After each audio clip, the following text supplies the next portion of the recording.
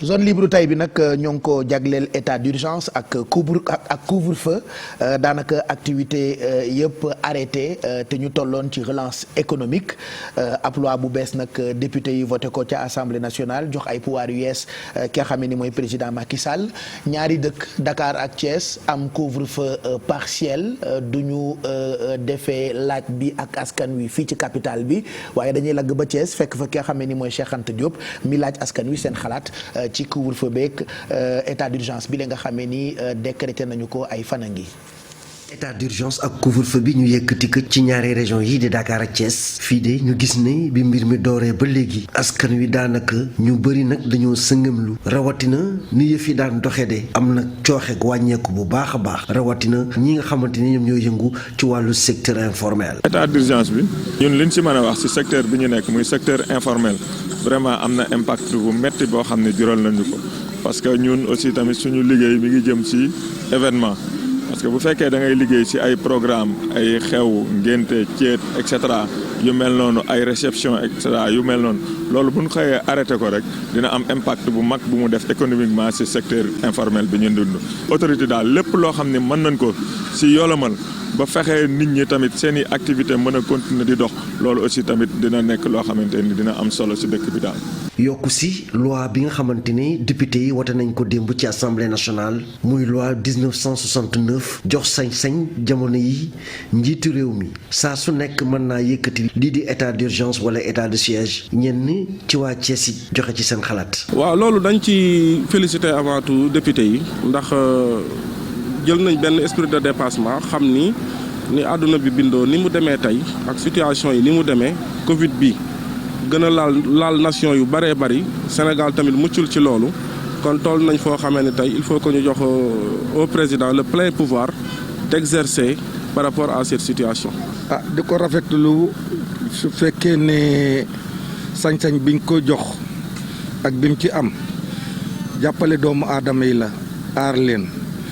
ba lii xew nii ci àddina bi ñu mucc ci dinañ ko rafetlu. ginnaaw juróom benn fan ñuy wéyal couvre-feu bi ci diggante Ndakaaru Thiès ñu gis ne fii ci diwaanu Thiès askan wi rawatina ndaw ñi topp nañu bu baax digal yi nga xamante ni nguur gi joxe woon na ko lu jëm ci wàllu couvre-feu bi. occasion la boo xamee ne dinañ ci féliciter ndawi Thiès yi gis nañu respecté nañ couvre-feu bi respecté nañ. waaw sant nañ ci yàlla bu baax a baax prise de conscience boobu jeunes yi Thiès am ñu ngi leen di ñaan ñu gën ko dolli rek muñ. ñun ñëpp ñu gën a respecté mesures barrières yi gën a nekk ci li nga xam ne moom la ñu sant ba ñu gaaw génn ci musiba yi. Thiès nag moom yàlla dafa def vraiment gone yar nañ leen ci loolu nag xëy na y a quelques manifestations xam naa ne rek c'était pour wane seen bopp mais jubluwuñ ci woon pour défier l'autorité moom waaw xëy na rek yëfu xale leen ci dugal mais boo ko seetloo finalement bariwul boo ko seet sa njàpp gi bi ñu amee xaw ma ñaari nit lañ wax wala ñenn ci Thiès donc aussi. nu ngi koy rafetlu daal vraiment xale yi ànd nañ ceeg daal waajur aussi wax nañoo ak ñoom de yaakaar naa ne daal liñ ci doon tit amu fi Thiès moom ñu ngi koy sant yàlla bu baax. fii ci diwaanu Thiès waxtu couvre-feu daanaka bu jotee ñëpp ay fatu ji du kenn kuy génn ci mbedd mi waaye nag askan wi ñi ngi sàkku nag ci nguur gi ñu mën a yéegal tuuti waxtu wi yombalal nag waa Thiès yi ak ñi nga xamante ni dañuy liggéey fu sot ñu mën a dugg seeni kër ci jàmm te duñu am benn jafe-jafe. état d'urgence ak couvre-feu Adja Binta mu bette lool. Pape Cheikh sànq dama doon seetaat benn documentaire su ñuy wax ci affaire entrepreneuriat. ci biir wax ji yëpp lu ma ci jàpp mooy ensemble dafa di mot bu am solo maanaam booy jël décision wala boo jëlee décision nga dem ba ci biir xam ne la nga jëloon baaxul. booy jëlaat na nga ko def ensemble maanaam bul jël sa décision yow mi nekk ci kaw rek. wàccee ko ci suuf. premier couvre-feu bi ça n'a pratiquement rien donné. dañ ko fi defoon toog ba ci biir xale yi commencé génn parce que économiquement ça n'allait plus même si génne woon nañu 1000 milliards pour la résilience économique xamuñu fu mu mujj jox nañu ñi bi ñu séddewoo ñii am ay 5000 ñii am ay 10 000 ñii am lu kenn xamul. ñii am tuuti. loo xamante ne du la jëmee fenn. donc bu ñu jëlee une loi aussi impopulaire ci première vague bi. doxul deuxième vague bi suñu ñëwee mu gën a commencé am virulence boo xamante ne amuñu ko woon sax bu ñu def décision dans l'affolement nañ ci boole ñëpp parce que première bi ñuy jël décision bon kenn comprendre woon Sénégalais yi dañ leen bàyyi woon lépp mais deuxième vague bi les gens ont commencé à comprendre booy jël décision tey jii dañuy woo ku mel ne yow Pape Cheikh laaj la ne la loo xalaat ci sa secteur woo Makumba nekk loo xalaat ci sa secteur bu ñu boolee yépp mu nekk consensus maanaam la cay dégager après bu dee échec la ce sera un échec d'ensemble bu ñu fekkente ne réussite la ce sera une réussite d'ensemble parce que jëloon ngeen couvre-feu toog ba mu neex leen ngeen ne allez vivre avec le virus parce que économiquement mënatoo woon dem tey l'informel moom moo ëpp ci suñu économie tey jii kay jaay fondé moi je parle pas au plan macro naa ko bàyyi ak Makumba peut-être micro Pape Cheikh kii jaay fondé ci këram lan la xalaat bu xëyee 2000 dem ci am wala 5 milliards dundal njabootam ñoom bu ñu yeewoo seen kër seen table pare na xamuñu lu métti xamuñu métti. moo tax fu 20 heures jotee table yeeg pension yi day fees dell. rassemblement la ñëpp di xaar fondé mais c'est ça justement tey jii nga jël couvre-feu comme ça kay liggéey fële waroo wàcc ñibbi ca banlieue ba 17h bu jotee dootul xam lu muy def waroon a wàcc 19h 16h lay wàcc daw ñibbi ki daan xëy 5h du matin sax laataa egg si Dakar bu jógee et la productivité dans tout ça liggéeyuloo ak sa xel tey jii boo demee fële ca garage sa yaram day daw rassemblement te nee nañu virus bi loolu la bañ moo tax ñu créer couvre-feu donc ça veut dire que décision yi ñuy jël ce n'est pas réfléchi il est grand temps loo xamante ne dalaa gane si xamuloo kañ la fiy jóge day muté nu mu ko neexee bu ko neexee seddaay mu ñëw bari su jógee seddaay mois de juin la ñu tablé pour mu wàññeeku waaw loolu est-ce que mën ngaa xeex ak moom kon da ngay jël ay décisions yoo xam ne dafa populaire waxtaan ak ñëpp du rek dégager ay 2 milliards ou 200 milliards jox ko artistes yi démb gis naa la seen répartition ay 100 000 la ñu amati sur 2 milliards et quelques 5 milliards et quelques dégagé nañu ko artistes yi laay wax dañoo bëri jox leen ko mais loolu bala lu mu leen di njariñ il faut que qu'on s'entende sur comment relancer les activités économiques ñu waxtaan ci dégg na ñu mbëri keroog si sa il faut que ñu bëri naka la ñuy bëree nag loolu mooy wax ji il faut ñu toog waxtaan dégager ay pistes xam lan naka la ñuy demeewaat ci seen i liggéey mais xëy rek ne tëj nañu Thiès tëj nañu Dakar du affaire bi gis nga ne man d'accorduma si sénégalais yi dañu xamati sénégalais yi xamatuñu de dañoo sonn parce que nag booy jël décision yoo xamante ne arrangé wu leen il faut que ñu fippu tey jii premier jour bi ñu décrété couvre-feu premier affrontement am na te noonu lañ ko nar a doxalee chaque guddi am na affrontement yow da ngay toog sa kër parce que Pape Cheikh sa poche bi boo yeewoo am nga dépense boo joxe sa kër mais ñoom amuñu dépense bu ñu joxe seen kër kon bu ñu jëlati nga lay waay ay décision nañ ci boole ñëpp mu nekk de façon inclusive mais nag parce que virus boo xamante ne ñu ngi tablé waat ci mois de juin pour mu wàcc je pense que du ay génne 2 milliards fii 5 milliards fii moom moo koy résilier il faut que ñu jël des décisions yoo xamante ne daal décision consensus la bu ko defee dinañ ci jëlee loo xamante ni ku nekk daal on va vivre avec le virus de façon responsable et puis ñu utiliser aussi des communications yoo xamante ni ku feebar faju communication yoo xamante ne aussi nit ñi dinañ comprendre dinañ toog seen kër liggéey le virus nangoo sal masque nangoo respecter les gestes barrières suñ ko nanguwul les communicants sont là utiliser wuñu leen nee na ñu persuader wuñu les gens il y a les relais communautaires yu ñu utiliser woon il y a la base il faut donner les moyens à la base ñu wax ak ñi nga xam ne ñoom la ñu war a waxal bu ko defee sénégalais yi comprendre une bonne fois pour toutes qu'il faut accepter li autorités yi di jël sinon toujours confrontation la toujours le virus sera là pour la loi qui a été votée wax nañ ko dans le reportage on a modifié la loi 69 introduit sur un troisième régime article 25 jox la latitude maintenant au chef de l'État décréter yokkal ko ay pouvoir dépouiller Assemblée nationale loolu yëpp indiwaat na coow c'est bien président bu amee catastrophe naturelle wala mu am benn urgence sanitaire comme bii mu jël ay décisions mais le problème qui se pose mooy loi yi dañuy am ay porox ndool xamuñu ndax dañu yokkal le président pouvoir alors qu'on va vers 2024 te dañuy wax ne 2024 il n'a plus droit à un troisième mandat est-ce que le président n'est pas en train de se préparer yokk ay pouvoir am déjà qu'on était dans un régime hyper présidentiel tous les pouvoirs sont concentrés entre les mains d'un seul homme muy dépouiller Assemblée nationale li ko dolli y a de quoi vraiment s'inquiéter li attiré sama attention sax tey mooy Alaaji Makumba gëstu bi nga xam ne ni def nga ko ci modification loi 69 boobu boobule sànq la woon ci onde yu rajo Futur Média bëgg naa ñu ñëwaat ci laataa ñuy àggali waxtaan week Pape Djibril ak voilà clic gi yëpp ba gan gi ñëw ci jotaay bi ñuy tàmbali waxtaan week moom donc modification loi 69 ci état d'urgence bi defe naa jox na président plus de pouvoir.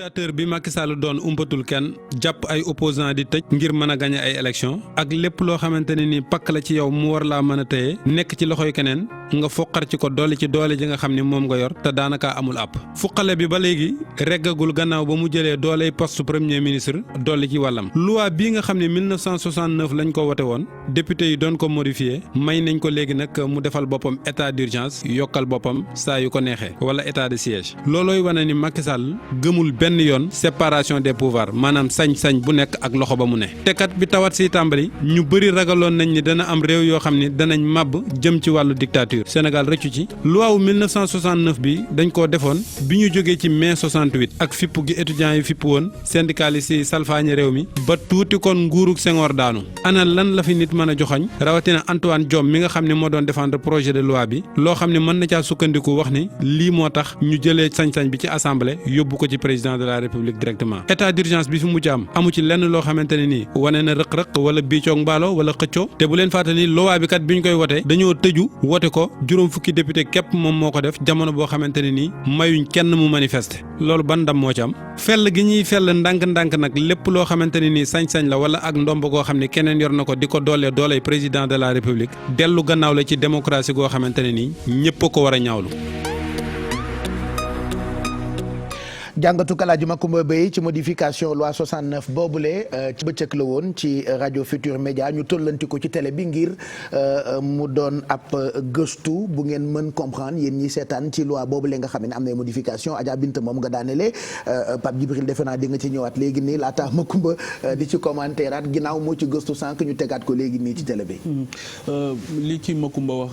Pape Cheikh lu am solo la te tënk na ko wax na dëgg. kenn xamul.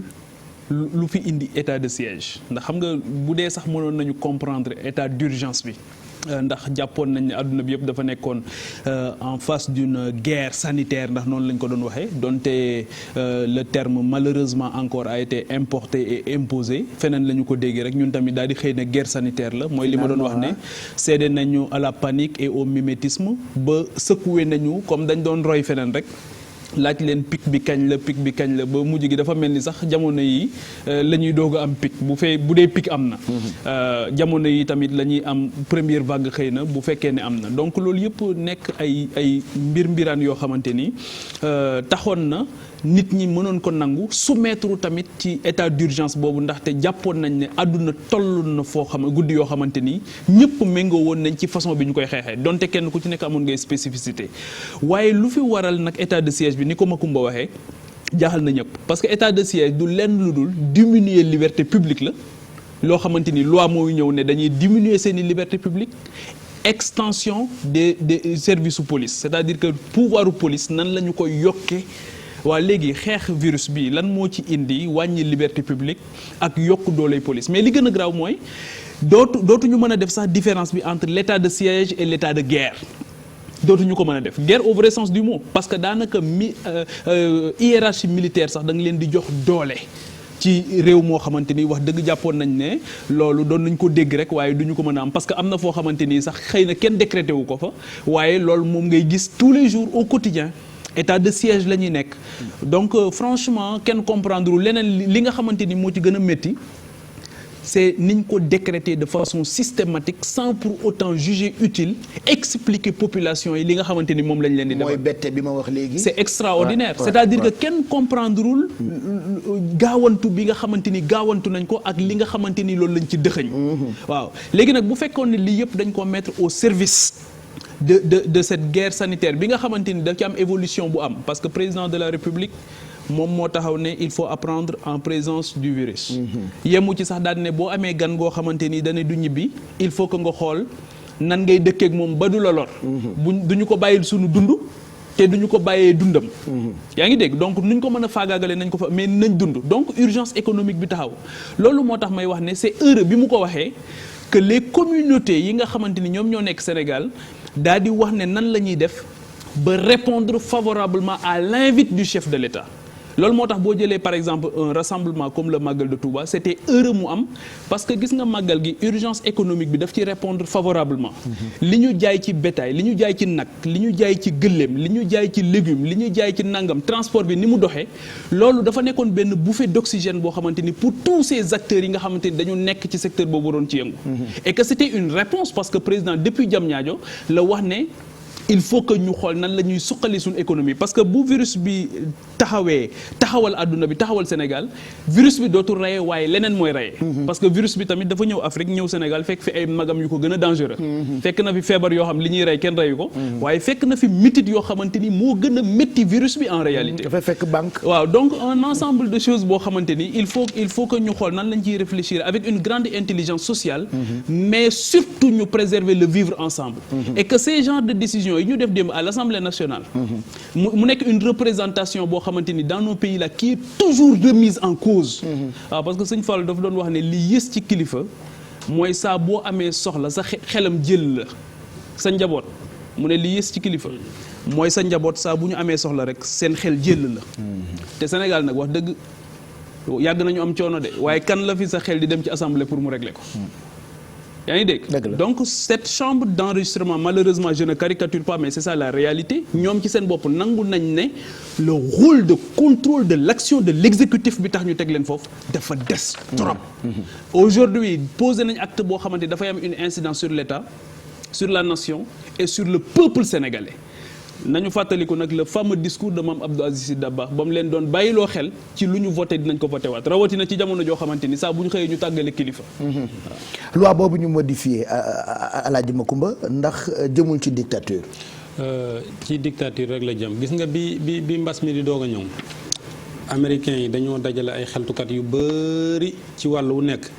ñii ci économie. ñii ci doxinu gouvernement ñii ci doxinu dëkk wàll boo mën a jël rek ñu xool ñi nga xam ni ñoo gën a màcc ci loolu ci wàllu xam-xam ni leen mbas mi bu jàllee lan ngeen yaakaar ni noonu lay soppee jamono mel ni guerre mondiale deuxième guerre mondiale bu jàllee lan mooy xew crise 29 bu jàllee lan mooy xew pandémie bi comme kenn mësul gis lu jëngale nii jamono bu jàllee lan mooy xew ku ci mel ni Kenneth Roth Alioune Tine mais xam na ko bu baax a baax jiite woon na fi Amnesty mu ngoog Human Rights Watch moom dafa ni li mu gënoon a tiit mooy bëri ay régime yoo xamante ne nii dañuy profité ci crise bi ngir changé waat seeni loi ci sañ-sañ yi nga xam ne jëloon nañ ko ci biir mbas mi ñu moom ko nag abadan boobu xalaatuñu woon ni Sénégal dina tàbbi ci googu ndëgg sarax loolu lañ def démb assemblée nationale bi ñuy wote loi bi nga xam ne léegi mooy jëlee sañ-sañ bi ci assemblée nationale jox ko président de la république directement da daan décréter bu 12 jours yi ëppee mu dem laaj leen ndigal pour yokk léegi nag yooyu yëpp wàccee nañ ko mu di ko defal boppam doole ju bëri jooju nga xam ne ni mi ngi koy dajale moom président de la république di ko téye di ko nangoo ci ñeneen loolu dafa baaxul ci démocratie jëmalewul démocratie kanam jëmalewul réew mu mel ni Sénégal kanam moo tax ma jàpp ne nag ñaawlu ko ca fa ñu ko war a ñaawloo ak anam yi ñu ko war a ñaawloo lu war la mu ngoog mu nekkoon zone libre bi waaw ba pare leneen li gën a am solo mooy suñu réew yi ni mu bindoo dafa wuteeg réew yu bari parce que dafa am ay pouvoir yu bari yoo xamante ñoom ñoo ko seq. ñu def nag une grande élégance renoncer ci seen souveraineté dénk ko benn nit. yaa ngi dégg muy ay foyers religieux muy yeneen confession yi nga xamante ni ñoo ngi ci réew mi mais li gën a rafet mooy décision bu mel ni boo koy jël mu impliqué lu bari mais li gën a rafet xanaa mooy nga def un travail d'explication sax. nga dem expliquer leen li nga bëgg a def li nga ci nar. waxtaan joxe app tamit surtout app bi parce que app bi finalement day tëban. app dootul am léegi et extension diminution des libertés individuelles xam nga keroog Antoine Félix Diome c'est un magistrat keroog ci RTS première sorteem dafa wax ne jël nañ loi bi et les actes subséquents léegi problème bi nag mooy actes subséquents yooyu mooy ndëxëñ mooy mën na nekk lu nekk mën nañ ko ci dëxëñ parce que ba tey duñu ko leeral te buñ ne état de siège rek wax naa ko léegi du ñu def la dichotomie ak l'état de guerre parce que le glissement est vite fait moo tax dugal nañu sunu xamuñu ci luñ dugg de.